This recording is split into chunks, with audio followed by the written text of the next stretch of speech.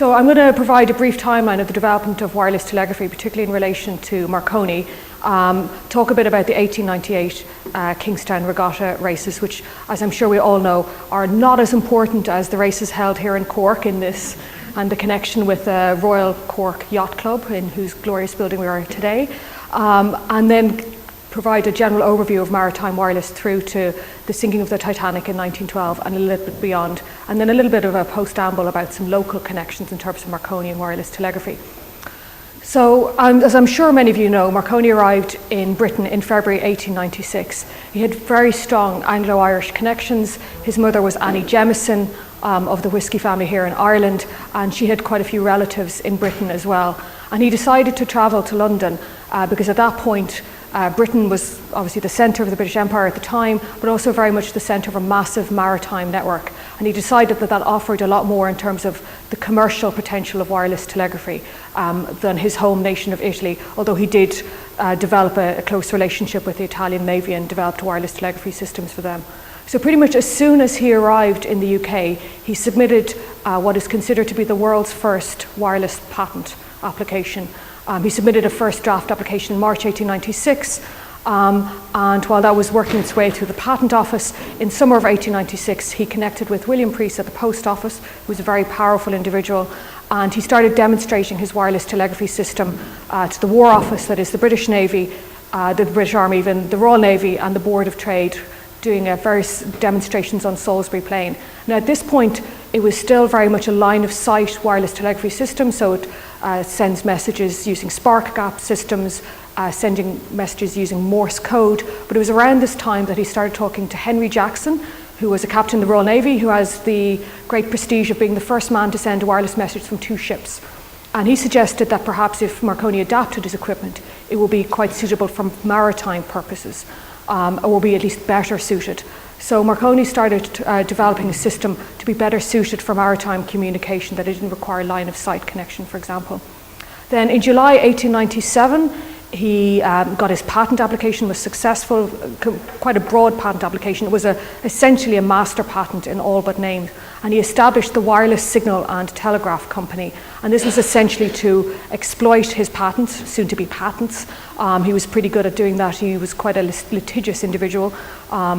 When he couldn't threaten through use of technology, he tended to threaten legally. And also to produce commercial equipment. Initially for land-based and then later for maritime use, and the company did eventually split. So when I talk about the Marconi company, I'm sure you guys know that I actually really mean the Marconi companies. So between 1897, with the foundation of the company, and 1898, he did various demonstrations and tests of his wireless telegraphy system over water.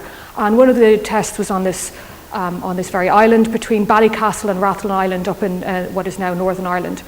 And assistants of his, including George Kemp, who's one of his lead assistants at this time, were doing various wireless telegraphy tests when they essentially got quite an urgent telegraph message to head south down to Kingstown, which is now Dunleary, to use wireless telegraphy to report the results of the Kingstown Regatta yacht races in the summer of 1898. And this offered an incredibly exciting opportunity for Marconi.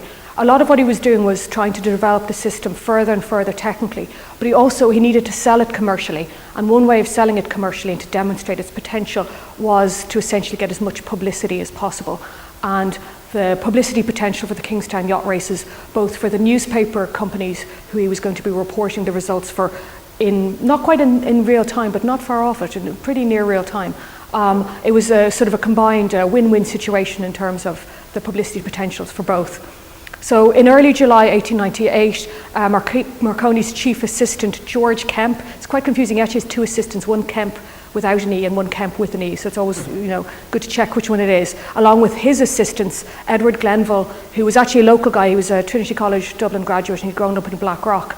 And a guy called Mr. Bullock, for whom unfortunately we don't have much more details, made quite a challenging journey with a large amount of quite delicate wireless telegraphy equipment on various trains down to Dublin, and Kemp wrote in his technical diary of trying to cart large amounts of wireless telegraphy equipment very heavily from one train station in Dublin to another, and he did not speak favourably of the railway porters of Dublin at this time. So Marconi had signed a contract with two Dublin sister newspapers, the Daily Express and the Evening News, and he was going to do what was essentially near live reporting of the Kingstown Regatta yacht races using wireless telegraphy installed on a ship. And so this meant that they could report the results quicker because essentially there wasn't a problem with, for example, not being able to see if weather wasn't so much of an issue. And they could also sail quite far out into Dublin Bay, and so to report the results as the ships came around, the yachts even came around Kish Lightship. And so this was a useful way of demonstrating how wireless telegraphy might be used in terms of the maritime world. So a lot of the tests previously had been sort of testing from one stationary, so there was usually a land station and a ship station, and this is the same, but they're starting to think about how you can use wireless telegraphy in terms of mobile maritime use and how it might contribute to maritime safety. So you have to remember, as I'm sure all of you do, when ships sailed from here at Cobh or indeed elsewhere around the world, if they were going across the Atlantic, before wireless telegraphy, essentially you just sailed over the horizon, and maybe you'd make it to your destination, maybe you wouldn't, and if you didn't, particularly if you're sailing across the Atlantic, people would, they would assume if you didn't make the destination that you'd sunk, but they wouldn't know any of the details. In fact, the only ships that were capable of communicating over longer distances, so you still had, you had flags, you had semaphore flags, you had light signalling. The only ships that were capable of signalling over longer distances were the cable ships, the repair cable ships. So they would pull up a telegraph cable, and when they'd repaired it, they'd send a quick message through to say they'd repaired it. But you're obviously not going to trail a telegraph cable behind your ship. That is not, unless you're laying telegraph cables, that's not a particularly practical system of maritime communication. So wireless telegraphy really offered a complete paradigm shift in terms of maritime communications. And Marconi was very keen to demonstrate this, and the Kingstown yacht races in July 1898 offered a key opportunity to do so. So in mid-July 1898, Kemp, Glenville and Bullock started setting up the land wireless station, and they managed to set it up at the harbour master's house, who very kindly agreed to lend his house for the wireless telegraphy demonstrations and experiments. And they managed to build an aerial pole, which they got from one of the local yacht makers, and they set up the wireless equipment, so the receiving wireless equipment there, and they also set up a dedicated telephone line. So the National Telephone Company, as it was then, set up a dedicated telephone line from the harbour master's house through to the headquarters of the Daily Express and the Evening News, so that as soon as the messages came through in Morse code, the messages could be written down and then it could be sent through over a telephone line straight to the newspapers, and they could be printed in subsequent editions. So there was a lot of effort put into this system for what was basically sort of a 2 or 3 day demonstration. But both Marconi and the newspapers realised that this could provide essentially a new model for journalistic reporting, reporting of events in general, and maritime safety, not necessarily in that order. So you've got an example of the equipment. So a lot of the images that I've used in this part of the talk is from the newspaper reports themselves. So they provided sort of both reporting of the yacht races, but they also provided some sort of breathless, exciting reports of the actual reporting of the yacht races in the first place, because this is an entirely new system. So they had interviews with Marconi, they had interviews with Kemp, they had interviews with George Fitzgerald, they had interviews with people who were on the yacht, they had interviews with people who were on the land station. Anyone they could interview who was genuinely excited about this, and pretty much everyone who was connected with it was, they interviewed. So they have some rather wonderful images. Unfortunately, I have not discovered any photographs from this period, so it's all essentially illustrations, sometimes better put together than others. And for those of you who are familiar with Marconi's wireless equipment, you can see that the receiving set is quite similar to the set that he brought over to England in 1896, which is used in quite a number of iconic images of him from around this time. So this is the area that they were covering. The yacht races would have covered roughly a 50-mile stretch. And so Marconi and the steam tugboat which he was on would have had to sail quite a large distance around various parts of Dublin Bay, as far out as Kish Lightship. and back again. And so Marconi was able to test his wireless system over what were considered long distance at the time, which is anything basically over about 4 miles. And you could see that he had quite a distance to travel and to test the wireless system under different conditions. So, for example, line of sight wasn't always possible, so he could prove that it would work beyond the line of sight and under difficult weather conditions and so on. So Marconi himself operated the wireless transmitting set, which was on board. So the newspapers had hired a steam tug called the Flying Huntress, on which Marconi installed his wireless transmitting equipment, as well as quite a distinctive looking aerial. And he also had a yachting expert. Marconi might have been brought up quite well, and he grew up in Bologna, and he would have been familiar with sailing, but he was not a yachting expert.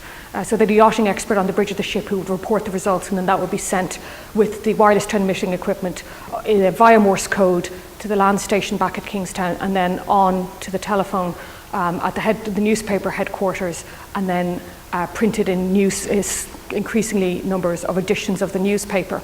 So the tug was following the boats, the yachts around Dublin Bay, and reporting and sending back hundreds of messages. And they managed to send messages over, usually it was about 5 to 10 miles, but the maximum distance they achieved was 14 miles, which at this stage is most probably the longest distance message sent via wireless telegraphy over water at this time. And they're able to send them even as back as beyond Howth, which I'm sure, as many of you know, is quite a distance back. So we've got an example. So on the left is the tugboat, the Flying Huntress, and on the right is one of the yachts passing Kish lightship. So some rather wonderful illustrations of what was happening at the time. And this is one of the reports. So this is obviously not in Morse code, but this was the text taken down by Kemp at the Harbour Master's house in Kingstown during the yacht races between the 20th and 21st of July. And this would have been one of the messages that he would have written down, and then they would have sent by telephone to the newspaper to be published. So it was a great success. Hundreds of messages were transmitted, all successfully received, including the reporting of the Queen's Cup race, and including the overall winner, which was I'm pretty sure you pronounce it Bunner, but I could be wrong about that. And the details were published in successive editions of the Daily Express as well as the Evening News, and you can see some of the publicity material that I had here. And the news of the yacht race, as well as the wireless reporting of the yacht race, was published nationally and internationally, including, I've covered an example, in the Cork Constitution. So news did make it as far as Cork from Dublin, that the wireless messages and the reporting was reported all around the world with great interest as to what application this might have more generally. It was also witnessed by the Irish physicist, well, probably renowned Irish physicist, Professor George Fitzgerald, who described the experimentation as being perfectly successful, and went on to elaborate that this wasn't just sort of a trivial yacht reporting, although given this location we know that yacht reporting races is not trivial, but that there was plenty of other application, that there would be application in war, but there would also be application in terms of maritime safety, that this was not just a toy, that even when you're doing something like newspaper reporting, this was actually incredibly important, vital, potentially life-saving application and technology. So the Kingstown yacht races in 1898 is the first journalistic endeavour that involved wireless, or what we might call radio today, and it was also the first live reporting of an event ever via wireless communications, and really showed the potential of how this might be used for maritime communication and maritime safety. So then what happened? Well, between 1898 and 1900, Marconi continued to work on point-to-point wireless communications, moving on from spark gap systems to coherer systems, as well as magnetic detectors, and then eventually in the first decade of the 20th century, radio valves. He opened what is considered to be the first wireless factory at Chelmsford at Hall Street, and he also started to use wireless sets in the military. So they were used in the Second Boer War. It was intended to be used for the army, but actually it didn't work particularly well because of the landscape, and ended up being used by the Navy. And then in December 1901, there was the successful transatlantic transmission, although that is debated up to this current day. But nonetheless, he was able to prove that wireless communications could actually work over increasingly long distances. And then the next step was to commercially develop that, and I'm going to come back to that a little bit at the tail end of the talk. Between 1904 and 1905, there was the Russo-Japanese War, which is considered the first electronic warfare, where they used wireless telegraphy, telegraph, and telephone. And an important aspect of this was the Russian Navy using wireless telegraphy as they sailed, essentially from Russia the long way round, to what is now the Korean Peninsula, and that this wireless communications was intercepted, but it did also show the practical applications in terms of maritime communications and reporting back where a ship was on a regular basis. In 1912, a second Marconi factory opened at New Inn Street in Chelmsford as well, and it was also around this time that we have perhaps what is the best known use of wireless telegraphy, at least which is the sinking of the Titanic.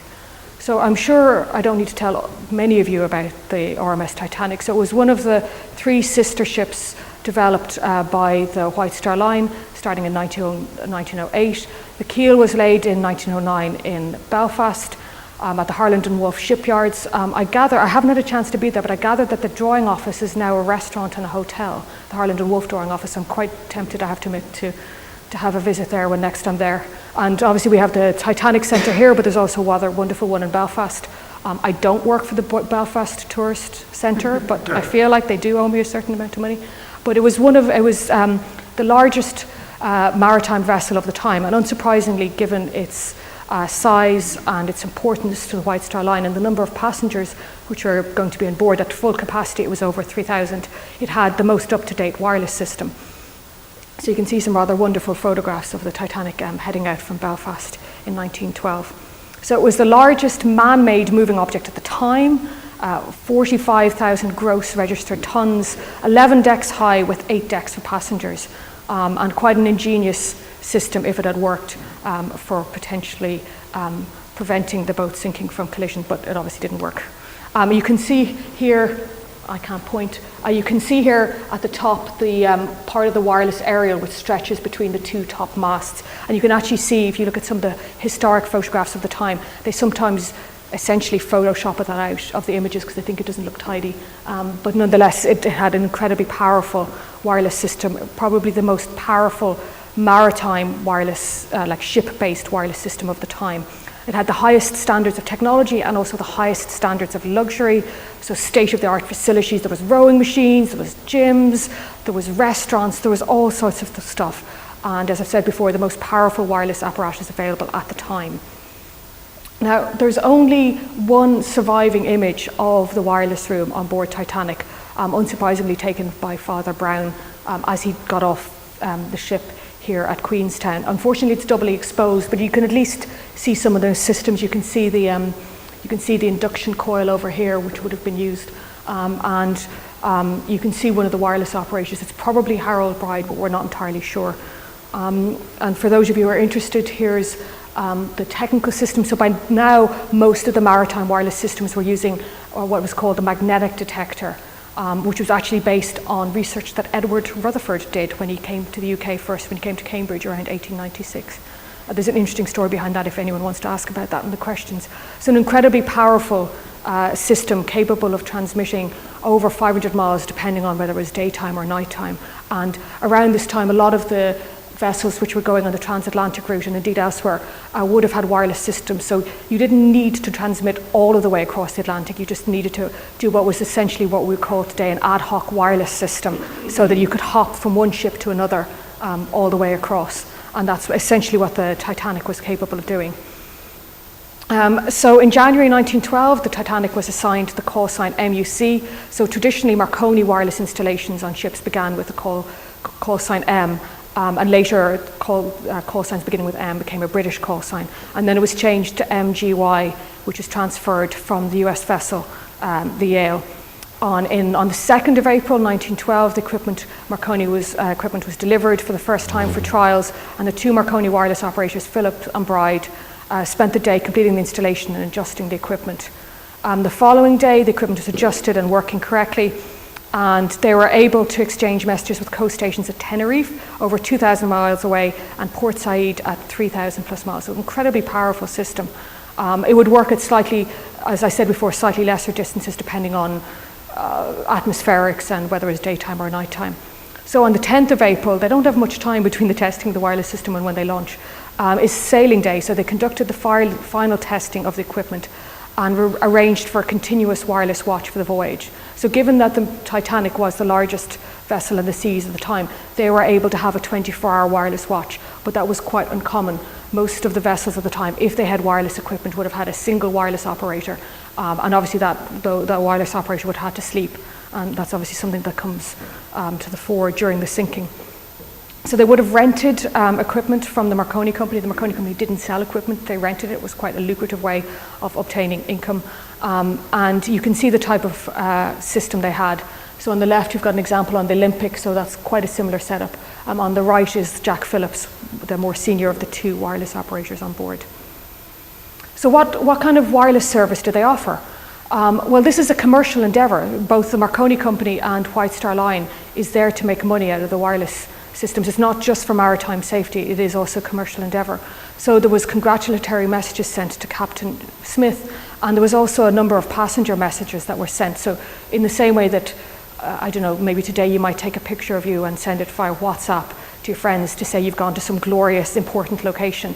Today, in those days, if they could afford to do so, they would have sent a wireless telegraph message back to their friends and family, and maybe even people they didn't like, saying that they were on board the Titanic and they could indeed afford to send a wireless message, which would have cost quite a considerable amount. So it was 12 shillings and sixpence for the first 10 words and 9 pence per word thereafter.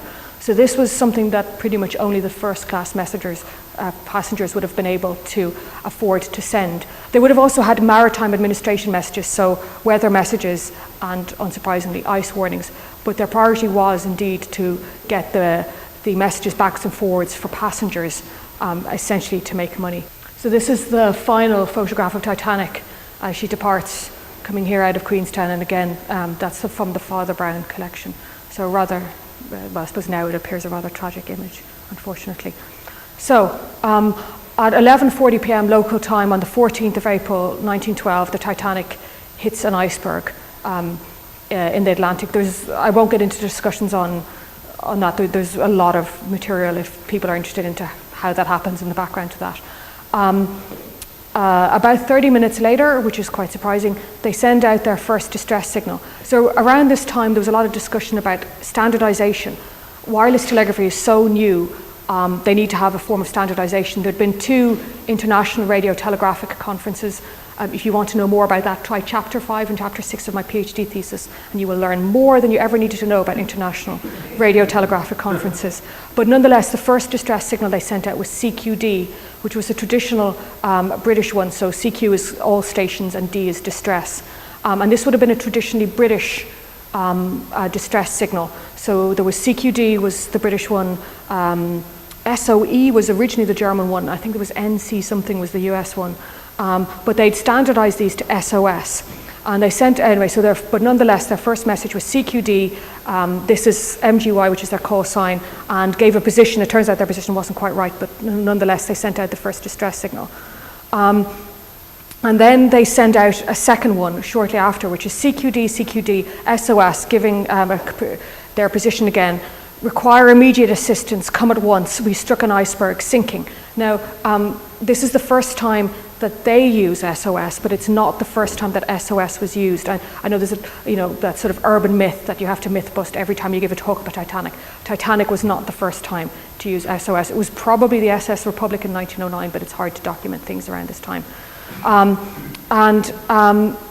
So far, 2 ships had responded to Titanic's distress call.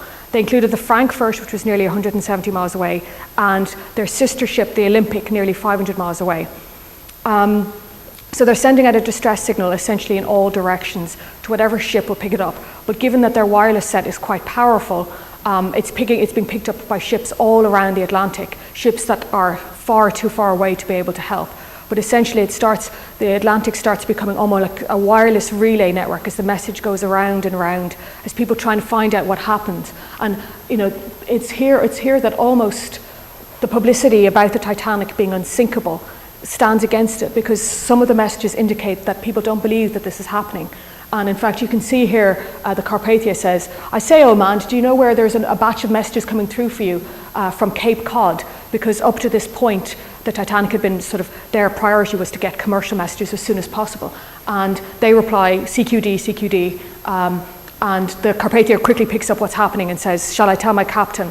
And essentially the messages go out in all directions. "CQD, CQD, SOS. Come quickly, we've hit an iceberg, we're sinking, and this is our position." And the two wireless operators work in tandem, sending out messages as quickly as they can. The Carpathia quickly sends a message that they're coming and they're heading for it, and that they're sinking at the head by now. So this is at 12:40 a.m. And around this time, there's a steady stream of messages between the Titanic, the Carpathia, and other vessels, and they're sending out CQD and SOS, hoping that a vessel that's closer nearby will be able to come to assistance. They call to the Olympic, and they say, "I require immediate assistance," and give the position again. They send it out to the Celtic, to the Baltic, again giving their location, to the Cincinnati, to all sorts of vessels, any vessel that might be nearby. And they start responding, giving their messages and saying, "We need immediate assistance." And they provide corrected positions as well.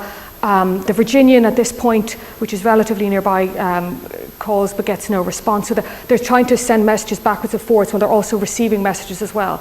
And they're trying to essentially prioritize them to find, is there a vessel anywhere nearby that has a wireless operator, that has a wireless set, who's awake at the time, and who might be able to provide assistance. And the messages get more and more desperate as the boat starts sinking further and further. And essentially they start putting the lifeboats into the water and reporting and saying, "Come as soon as possible." And as basically all of the ships that hear them, that have wireless sets capable of receiving the messages, turn around and say, "We're coming as quickly as we can." But none of them are close enough.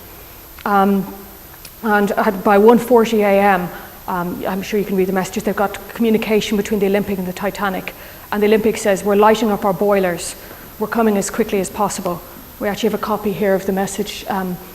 It's a slightly different time zone, not that you can necessarily read it in this light. And it says, "I'm lighting up all possible boilers as fast as we can," and the name of the wireless operator, but they just won't make it in time. By now, the relay network is really coming into place. So Cape Race on the coast is sending messages, trying to find a ship that mightn't be receiving the Titanic message, but might be close enough that they will be able to receive it. At 1:45 a.m., the last clear signals are heard from the Titanic by the Carpathia, which is, "Come as quickly as possible, old man. Our engine room is filling up to the boilers." So as soon as the engine room starts filling up, that means that they're going to be out of power. So they know that the power of their signal is the power is decreasing rapidly, which means the distance over which their wireless message is being sent is decreasing.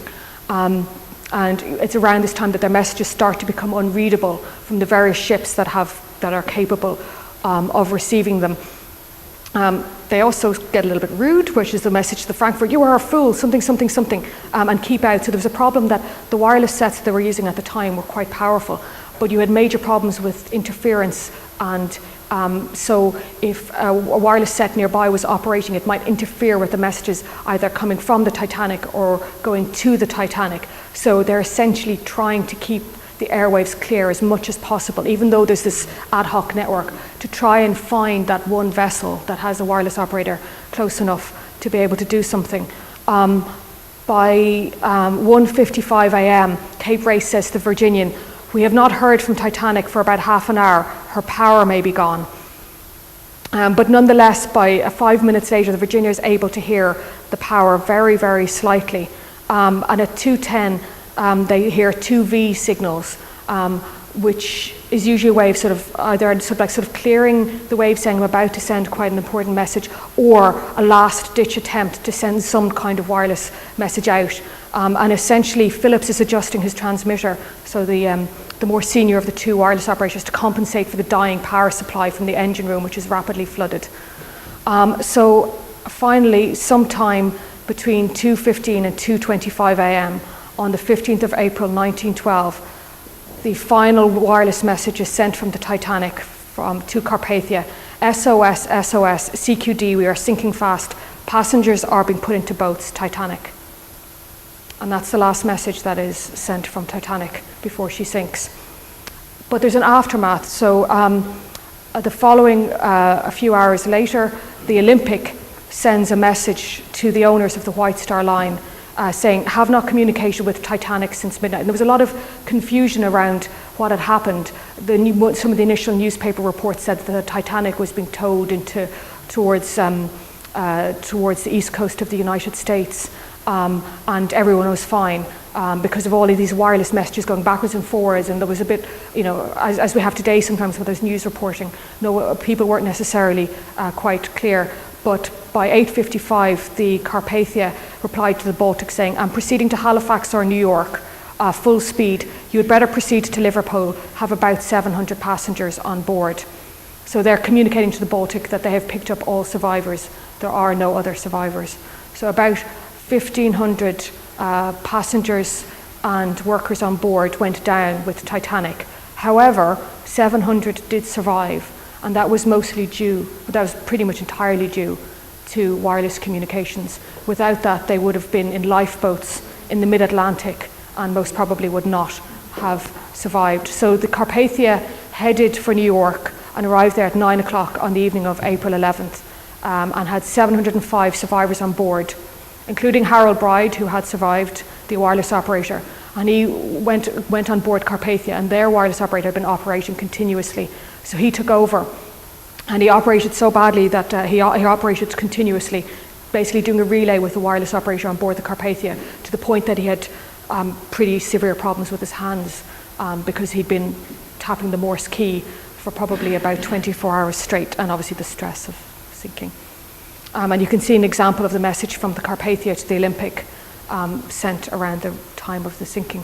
So what happened aftermath? Well, obviously there was, as we still know quite a lot about this today. There was a lot of press coverage about the event. It was probably the first. Well, it was the first sinking of a major civilian maritime vessel where there was wireless communication. So they sort of knew what was happening, and you got this sort of near real-time reporting of the sinking of the vessel. And also there was a number of prominent passengers on board, which would have gathered people's attention. But throughout the press coverage, the use of maritime communication, wireless communications, particularly Marconi's system, was widely celebrated and lauded. And in between April and July, there was 2 separate inquiries. Oddly, initially enough, there was a US Senate inquiry, and then between the 2nd of May and the 3rd of July, there was a British Rec Commissioner's inquiry overseen by the Board of Trade. And both of them recommended pretty significant changes in maritime safety, an increase in the number of lifeboats, but also, perhaps more importantly, that there would be 24-hour wireless watches, but there would also be emergency bell systems, so that if, for example, an SOS or CQD message came through and the single wireless operator was asleep, an emergency bell system would go off. And unsurprisingly, one of the first wireless companies to operate such a system was the Marconi Company, and they were able to provide that equipment relatively quickly. And there's actually an example in the Museum of History Science collections in Oxford. These inquiries also was echoed by the 1912 International Radio Telegraphic Conference, which was held in London in June and July of that year, and they actually went to visit the new Marconi factory in Chelmsford around that time. And at the British inquiry, the Postmaster General, for those of you who aren't familiar with postal and telegraph history, the post office in the UK would have been in charge of telegraph, telephone and wireless telegraphy, at least in the domestic sphere. So the Postmaster General, Sir Herbert Samuel, said, "Those who have been saved from the sinking of the Titanic have been saved through one man, Mr. Marconi and his marvellous invention." And this is really, obviously a very important part of Titanic, of the sinking Titanic and those who survived, but also more generally in maritime safety. So it really did establish wireless communications as a necessity rather than a luxury, and that it could be of absolute practical importance in terms of maritime safety. And a number of the important technical and commercial developments were due in part to Marconi and various other competitors. And it got people's attention in terms of the general public. People were now familiar with wireless telegraphy as an option, and in part through newspaper reports and so on, and became part of sort of public consciousness and popular history. And as I said before, much of the credit lies with Marconi himself, as well as the various engineers and wireless operators who worked for the Marconi company. And it won't necessarily surprise you that at the outbreak of World War I in August 1914, the news was shared through Marconi wireless stations, particularly the one at Poldhu, and Marconi immediately offered to train up the thousands of wireless operators that will be needed. And over 1,000, I think it's the figure that they've quoted, I've seen 7,000 Marconi wireless operators were killed on duty during World War I, and I'm sure a far higher number in World War II, given that usually the captain of the ship and the wireless operator were the last ones to leave. But nonetheless, it was an absolutely important life-saving invention, and one which in various forms, depending on how you track technological change, continues to the present day. Without wireless communications, there are many technologies we wouldn't have, but we probably wouldn't have GPS systems, another potentially game-changing, life-saving application of technology. So I just wanted to have a bit of a postscript, so we're not sort of ending on the sinking of the Titanic, about some local examples of wireless telegraphy, which I'm sure some of you are familiar with. So there's the Crookhaven station, just a little bit further down the coast, which was opened up in 1902. Originally, Marconi had scoped out the location as a potential location for a transatlantic station when he was considering in 1900 and 1901 where he would put the eastern high-powered wireless station for his transatlantic experiment. In the end, he continued to use the station at Poldhu in Cornwall. Essentially this was, although they had long-distance wireless communications, they still wanted shorter distances as well, because even if the station on land was quite powerful, the transmitter on board ships weren't necessarily quite so powerful, so they wanted to have ones that were basically as close to the coastline as possible. And Crookhaven, which was usually the last stopping point could be potentially the last stopping point before ships sailed west across the Atlantic, was an ideal location. The station was closed in 1914 with the service transferred to Valencia. And I gather there's activities at Valencia next year for one of the anniversaries, so watch this space. And then there's also the station at Ballybunion. So that was opened in 1914 and operated throughout the war. What some of you might not be familiar with was that it was also a wireless direction finding station, which is where they essentially intercepted wireless messages coming from U-boats, ships, Zeppelins, and later Gotha bombers, and basically used triangulation to figure out their location. So it's kind of like radar in reverse. Instead of sending out what is essentially a wireless wave and bouncing it off something and then waiting for it to come back, essentially you listen in on a wireless message, but you don't care about the content, you just care where it's coming from. And so they're able to use this to track German U-boats and Zeppelins during World War I, and there was an entire network around the Irish and British coastline throughout the war. And then in 1919, Marconi engineers H.J. Round and W.T. Ditcham made the first east to west transatlantic radio telephone call, so that's using voice communications. And it's really post-World War I that we start to see the move from the Morse code of the Kingstown yacht races and the sinking of the Titanic through to voice communications and then eventually broadcast radio.